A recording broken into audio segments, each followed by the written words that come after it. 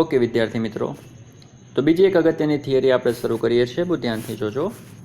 સવાલ છે, બંધ પાત્રમાં નિયત તાપમાને CaCO3 સોલિડના વિઘટન માટે સંતુલન અચળાંક મેળવો.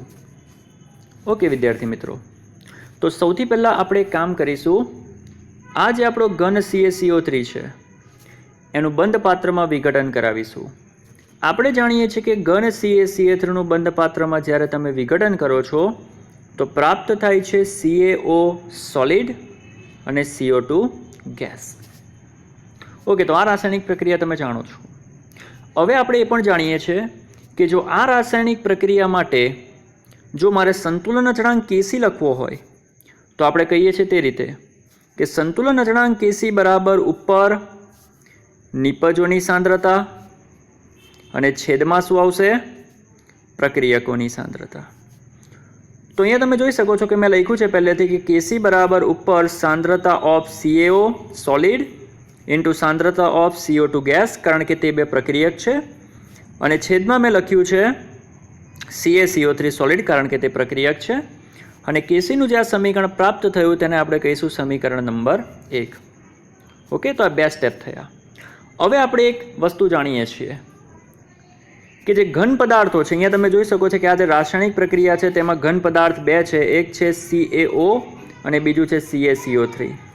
તો આપણે જાણીએ છીએ કે જે ઘન પદાર્થ છે તે ઘન પદાર્થ એની સાંદ્રતા આપણે કેવી લઈએ છીએ? અચળ. કારણ કે ઘન પદાર્થ એની સાંદ્રતા એ તેની ઘનતા હોય છે અને ઘનતા અચળ હોય છે.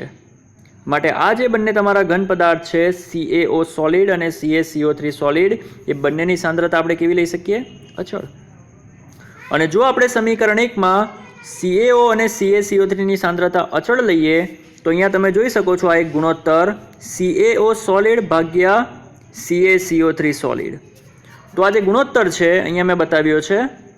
તમે ચાહો તો આ ગુણોત્તરને પણ અચળ કહી શકો કે ના કહી શકો, કારણ કે ઉપર નીચે બંને સોલિડ છે અને બંને સોલિડ એ અચળ થઈ ગયા કારણ કે લોકોની ઘનતા અચળ છે.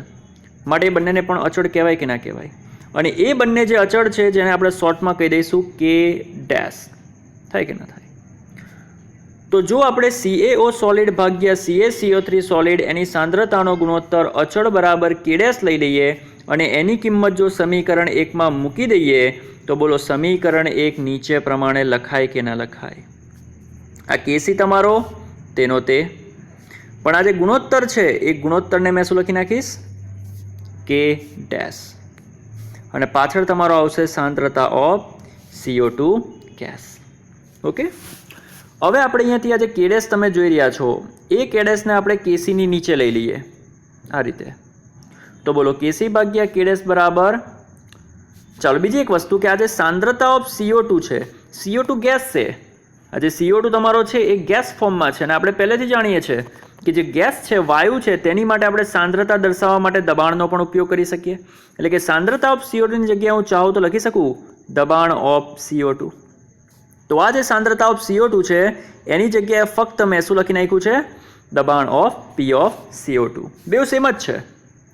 અને બીજી એક વસ્તુ કે આ જે Kc અને ભાગ્યા K જે છે એ Kc એ પોતે અચળ છે, K ડેશ એ પણ અચળાંક છે, ઉપર પણ અચળ નીચે પણ અચળ, એ બંનેને આપણે શોર્ટમાં કહી દીધો નવો અચળાંક Kp. તો બોલો વિદ્યાર્થી મિત્રો લખાય કે ના લખાય? Kp બરાબર PCO2, જેને આપણે કહીશું સમીકરણ નંબર 2. બીજી વસ્તુ, આ પ્રક્રિયાના સંતુલન અચળાંકનું મૂલ્ય CO2 વાયુના આંશિક દબાણ જેટલું થાય છે કે નહીં થતું? જુઓ અહીંયા લખ્યું છે. આ જે રાસાયણિક પ્રક્રિયા આપણે આજે ઉપર જોઈ તમારી CaCO3 વાળી એનું વિઘટન, તો એ રાસાયણિક પ્રક્રિયા માટે જે પણ સંતુલન અચળાંક Kp મળ્યો એ Kp કોના પર આધારિત બન્યો? CO2 ના દબાણ પર અથવા તો CO2 ની સાંદ્રતા પર. તો એના પરથી લખી શકાય કે આ પ્રક્રિયાના સંતુલન અચળાંકનું મૂલ્ય CO2 વાયુના આંશિક દબાણ જેટલું થાય. બીજી એક અગત્યની માહિતી હું તમને આપી દઉં કે આજે આપણે પ્રક્રિયા જોઈ CaCO3 વાળી, એ પ્રક્રિયાનો જે Kp છે એ 1000 કેલ્વિન તાપમાને આપણને પ્રાપ્ત થાય છે 2 × 10⁵ પાસ્કલ. એનો મતલબ હું ચાહું તો લખી શકું કે Kp બરાબર PCO2. આ જે સમીકરણ 2 છે એ જ લખ્યું છે મેં, Kp બરાબર PCO2. પણ આપણે જાણીએ છીએ કે Kp કેટલો મળે છે? 2 × 10⁵. એનો મતલબ કે બરાબર કરીને શું લખી શકાય? 2 × 10⁵ પાસ્કલ.